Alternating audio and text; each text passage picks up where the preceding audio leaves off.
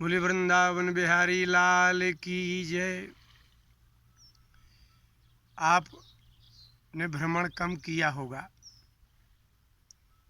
आप अपने घर से कितने ऐसे लोग हैं जो निकले ही नहीं, सिर्फ कुछ रिश्तेदारों, कुछ मोहल्ले के लोगों को ही जानते हैं, उसमें बड़े दूर दूर से जानते हैं। लेकिन अगर आप किसी तरह से किसी घर में प्रवेश कर सकें तो आपको लगेगा कि हर घर में कलह है। पति पत्नी में कलह है, भाई बहन में कलह है, भाई भाई में कलह है, यहाँ तक कि मित्रों में भी कलह है। इतना कलह क्यों है? कोई किसी के प्रति विवाह के पूर्व तक तो वो प्रेम रखते हैं, और जैसे ही विवाह हुआ, पत्नियां आईं, फिर कलह प्रारंभ हो गया। अब यहाँ देशों में कलह आ गया। आपने देखा होगा राजनेताओं में कलह है। कोई कितना भी अच्छा कार्य कर दे, जो भी व्यक्ति विपक्ष में बैठा है उसको दोष ही बताना है। तो दोष ही बताना है, अच्छे से अच्छे कार्य में भी दोष बताना है, और यदि दोष है तो बताना तो है ही। तो वो भी एक कलह ही है। तो राजकृत कलह और गृहकृत कलह, इतना कलह क्यों? इतना द्वेष क्यों है? इतनी ईर्ष्या और राग क्यों है? भगवान कृष्ण ने अर्जुन से गीता में 5वें अध्याय के 23वें श्लोक में कहा, सारे संसार के दुख के कारण दो ही गुण हैं, एक काम इच्छा और एक क्रोध। उन्होंने कहा, शक्नोति हैव यः सोढुम्, शक्नोति हैव यः सोढुम् प्राक् शरीर विमोक्षणात् काम क्रोधोद्भवं वेगम स युक्तः स सुखी नरः। काम का वेग, कामना का वेग और क्रोध का वेग यदि कोई नहीं संभाल सकता है तो एक बात निश्चित है कि उसके पास वो स्वयं दुखी होगा और दूसरों को भी दुखी करेगा। भगवान ने कहा कि अर्जुन, यह जो कोई स्त्री हो या पुरुष हो, प्राक शरीर विमोक्षणात्, शरीर विमोक्षण के पहले, शरीर छूटने के पहले, काम क्रोधोद्भवम वेगम, काम और क्रोध ये दो क्षणिक वेग हैं। थोड़ी के लिए काम जगता है, थोड़ी ही समय के लिए क्रोध जगता है। यदि इसके वेग को जो शक्नोति सोढुम्, जो सहन करने में समर्थ है, स युक्तः, वह योगी है, और स सुखी नरः, वही मनुष्य सुखी है। अब आप इस बात को ठीक विपरीत कर दीजिए। काम की जागृति होती है, कामना की अभी चाहिए, अभी इसी वक्त। आपके शरीर में जन्म से 3 गुण 4 गुण रहते हैं। एक तो मोह, बिल्कुल उसी दिन से होता है जिस दिन से माता को वो दूध पीता है, और वह मरते दम तक रहता है। इस मोह की आयु जन्म से मृत्यु पर्यंत है। इसको नाश करने में बहुत समय लगेगा। और लोभ, जैसे ही आपको अपने शरीर की इंद्रियों के विषयों का ज्ञान होगा, कपड़ा पहनने का ज्ञान होगा, खाने पीने का ज्ञान होगा, तो आपको धन से सभी वस्तुएं प्राप्त होती हैं। धन से ही सुख मिलेगा, वैभव बढ़ेगा, गाड़ी होगी, बंगला होगा, सुंदर वस्त्र होंगे, इसलिए आपको धन का लोभ होगा। तो लोभ और मोह, लोभ की तो आयु वहाँ से होती है जहाँ से वस्तुओं का ज्ञान होता है, लेकिन मोह तो जन्म से मृत्यु तक। और जिस दिन आपको शरीर में अपने वस्तु उपभोग का ज्ञान होता है, वहाँ से लोभ प्रारंभ होता है और मृत्यु पर्यंत रहता है। तो लोभ और मोह ये 2 ऐसे गुण हैं जिसके कारण माँ में मोह रहता है, इसलिए माँ अपने बच्चों का पालन करती है। मोह नहीं होगा तो बच्चों का पालन नहीं होगा, लोभ नहीं होगा तो भविष्य की निधि का संग्रह नहीं होगा। तो मोह और लोभ तो पशुओं और पक्षियों में भी देखा जाता है, और काम और क्रोध भी सभी पशु पक्षियों में देखा जाता है। काम की आयु सीमित है। जब वह युवा अवस्था को प्राप्त होता है शरीर, तब काम का वेग होता है और क्रोध का वेग होता है। तो क्रोध कभी कभी जागृत होता है और काम भी कभी कभी जागृत होता है। ऐसी स्थिति में ये दो गुण क्षणिक हैं। एक काम अर्थात कामना और क्रोध, ये मुश्किल से 10 मिनट के लिए आते हैं, और ये जो 10 मिनट के हैं ये चाहें तो क्रोध ऐसी अग्नि है कि उस क्षण में इतना मोह मने सम्मोहन, क्रोधाद भवति सम्मोह, क्रोध में स्मृति नाश हो जाता है कि ये हमारा पति है, कि हमारा पत्नी है, कि ये मित्र है, कि ये भाई है।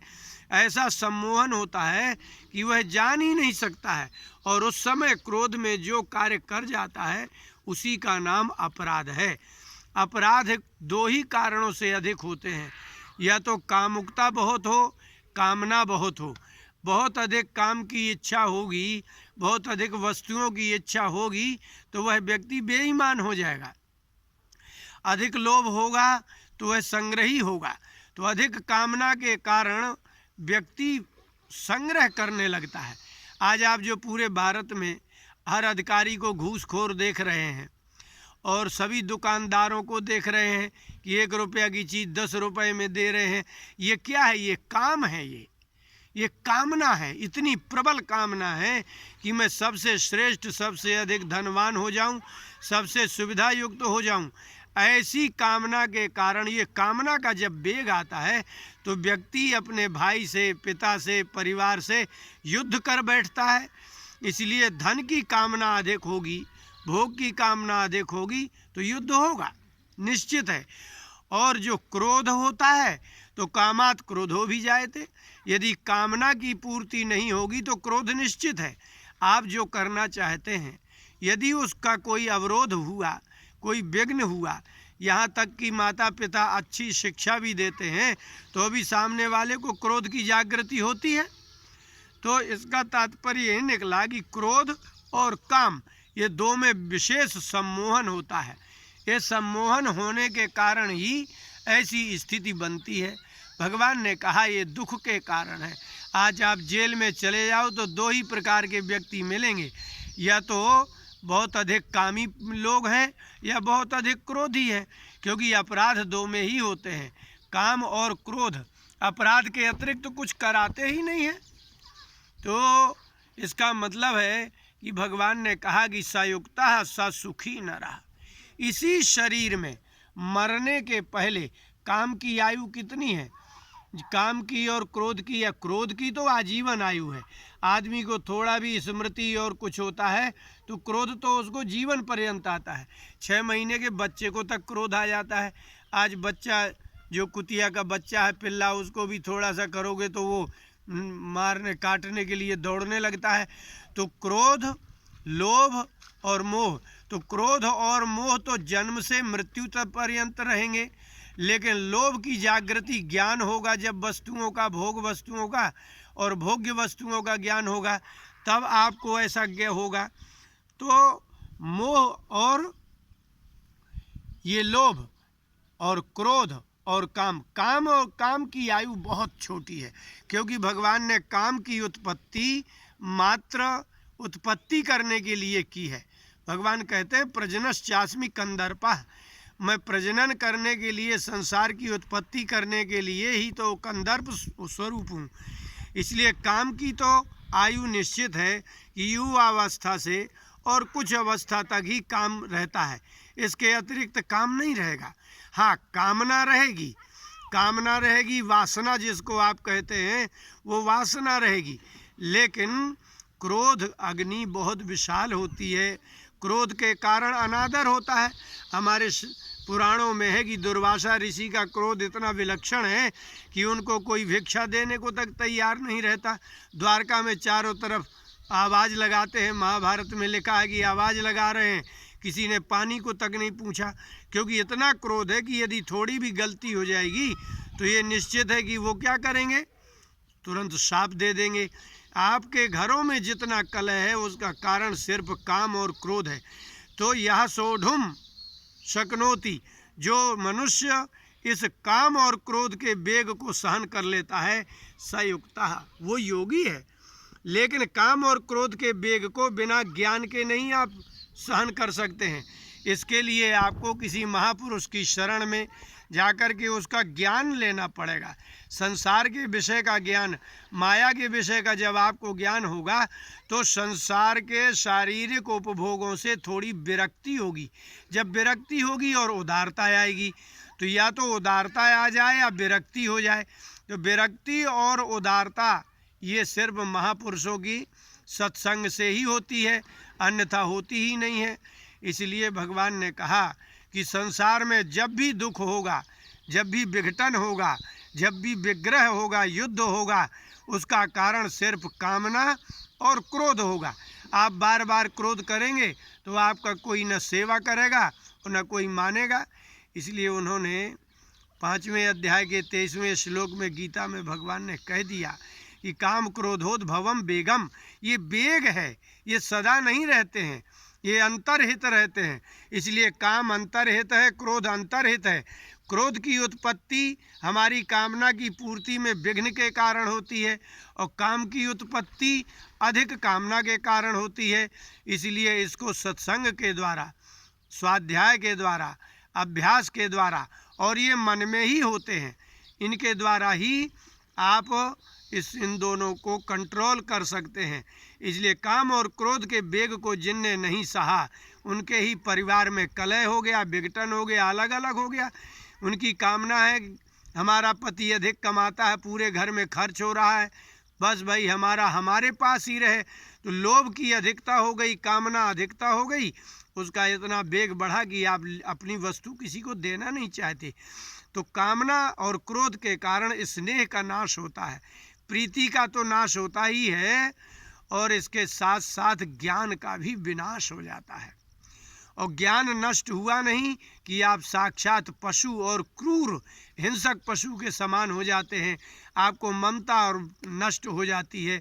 इसलिए काम क्रोध के वेग को इसी शरीर में मृत्यु के पहले जिसने भी संयमित कर लिया, सयुक्तः स सुखी न रहा, वही सुखी होगा और वही योगी है। क्योंकि इनको रोकना बहुत बड़ा विज्ञान है। बिना ज्ञान के अतिरिक्त कोई उपाय ही नहीं है आपके पास। इसलिए इन दुर्गुणों को, दुर्गुण नहीं है ये, काम क्रोध लोभ मोह ये सृष्टि के संचालक गुण हैं, लेकिन इनकी मात्रा अधिक हो जाती है तो वो दुर्गुण बन जाते हैं। और यह जो दुर्गुण हैं, फिर ये दुर्गुण विनाशक हो जाएंगे, फिर आप अपराधी हो जाएंगे।